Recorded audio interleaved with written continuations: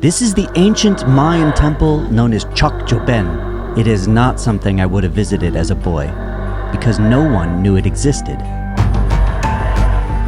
I'm here now to look at how the jungle can take over a city. This is how the jungle would have taken over.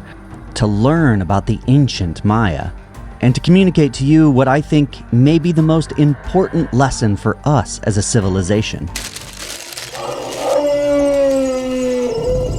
While I can't talk about everything you need to know about the Maya, let me state just a couple of things to get it out of the way. The Mayan civilization was at its peak from about 2000 BC to 1000 AD, and it was in jungles just like this one.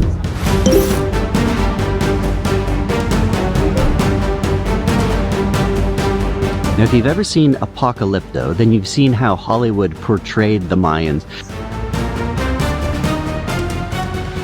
It did it with the help of a famous Mayan archaeologist. There were a couple things that you might not have noticed while watching the film. In particular, the Mayans were not free from war and hardship. They had incredible cities, which were the hubs for their religions. They were masters of predicting astronomical events like the eclipses. They had many gods.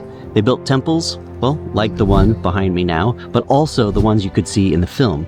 They took people as slaves, they practiced human sacrifice, and then around 900 AD, these cities were on the decline. And that's the lessons I think we need to learn from. By the time the Spanish arrived, the Aztecs of the north were the dominant civilization and had plans to take over the Yucatan. Then diseases the Spanish brought more or less finished off the Mayan civilization completely.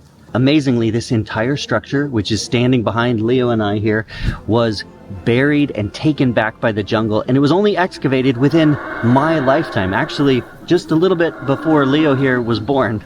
Isn't that amazing? That means we are finding out so much about Mayan culture even today. And so with that, I'm going to give you 10 things that I find really fascinating about the Maya, which aren't necessarily the most common things, and then I'm going to give you a very important lesson that I think we can learn from them at the end.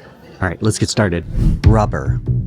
The Mayans were among the first people to process rubber. The Maya, you see, had rubber balls, they had rubber shoes, and all of that comes from this plant, the rubber tree. You can cut slices in the bark and the latex drips out. You can then process that latex into hard rubber. This shows the tremendous knowledge they had of local plants. Dental modification. Given the fact that my grandpa was a dentist and I learned to work with gold teeth when I was a little kid, this one is fascinating to me. You see, the Mayans practiced advanced dentistry, embedding jade, turquoise, and other decorative stones in their teeth, and then they filed them into unique shapes, like this. And it was believed that this was done for aesthetic and ritualistic purposes. And I wonder what kind of drugs they were taking, because that is not something that is pain-free. Zero.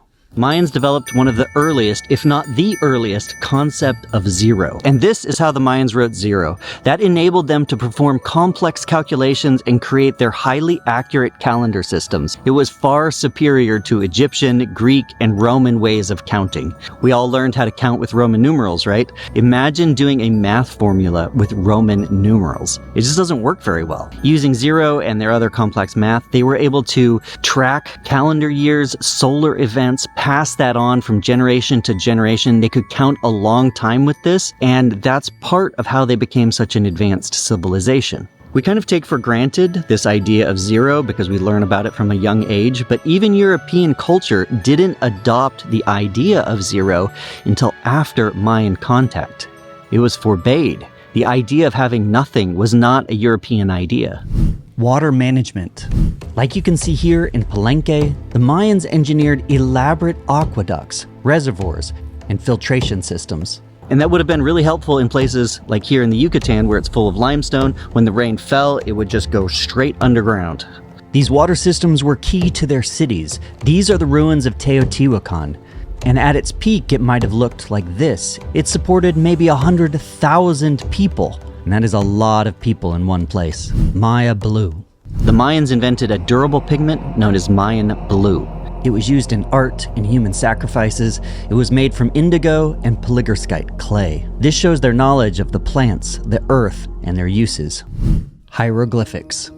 The Mayan writing system is one of the most beautiful to me. This is a Mayan hieroglyphic. Fish is one of my favorites. It was one of 5 independently created writing systems in the world. And they were artistic, highly stylized depictions of their symbols. I mean, look at this. It's like a combination of writing and drawing. And what they said remained a mystery until it was decoded in 1973. After that, we've been able to basically read about their culture. And that's how we're learning exactly how advanced they were. Time. The Maya had 3 main calendars. There was the solar calendar, which is a little bit like our year. Then they had the long count calendar, which spans over 5,000 years. And then they had a 260-day calendar, which was more like an astrological calendar. When you were born within it was said to control your personality, and that's still used in the region today. And while today we might scoff at that idea, I think there could be something we're missing, and maybe something we can learn from this. Skull shaping. The Mayans practiced cranial deformation. Essentially, they changed their head shape by binding wooden boards to infants' heads. It was a sign of beauty and status. And while we know this is not great for your brain, it was a sign that the Mayans were advanced enough to think about other things than just surviving. Quick shout out to the sponsor of this series, Magic Mind. Magic Mind is a nootropic that I take in the mornings. I've been taking it while I have been on this trip throughout the Caribbean.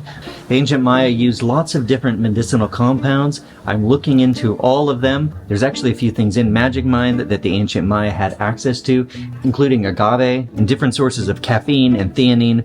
And I definitely don't have a hard time sleeping on this trip, but if you want to try their sleep shot, you can try that too. 45% off of yours. Go to magicmind.co/StoneAgeMJanuary. Now let's get back to the next fact. Chocolate. This is the chocolate fruit. And these grow differently than other fruits that you're used to, like apples and oranges, which grow off of the branches. They come directly off of the trunk. Inside of this fruit are little beans. Those are the chocolate beans, and they look like this. You would peel off the outside, and then you can make chocolate out of it. And we can thank the Mayans for this because they used it as currency. It's so cool. And it's the best chocolate I've ever had in my life. Oh yeah, baby. Environmental collapse. Now, we know that the Mayans deforested a lot of land and definitely overfarmed it at times. While today we might often romanticize that ancient and indigenous cultures only took what they needed from the land and were in harmony with it, the Mayan civilization seemed to have to learn this the hard way. Archaeologists have found that they cut down trees for everything from processing stucco to slash and burn practices and for growing crops. Apocalypto portrayed it on the march to the temple. They also seemed to grow so much corn that it depleted the soil at times. And all of this might have been fine if it wasn't for several periods of intense drought. The climate was clearly changing, and one common theory as to the ultimate decline of the civilization was that this environmental degradation and the droughts put severe stress on the population, and war and famine eroded the city-states. The lesson is really clear. As a civilization, you have to protect your soil, your water, your trees, your forest, the environment. All of that is so important. But alas, I don't want you to think that that is all we should remember from the Maya. We should remember what they both ingeniously created and then spread throughout Mesoamerica. But also remember the Maya are still alive today. They live all throughout Mesoamerica, and their culture is ever-changing and unique. So I came here with the family and we were exploring Mayan civilization. Would you have been sacrificed? I mean, it just depends if they sacrifice virgins or not. You know? Yeah, I know, child of mine. Yeah, no, I'm a king. My head will be back. I want to give a big shout out to my parents who allowed me to take little deviations on our family trip to celebrate their 50th wedding anniversary, and my family for always loving an adventure. And of course, my patrons and our sponsors for today's episode. And I want to thank Juan here from Chakek Tours. Definitely check them out the next time you're here in Mexico. If you enjoyed the content that I made today, well, maybe you want to try another one of the videos I made right here. All right, we'll see you in the next one.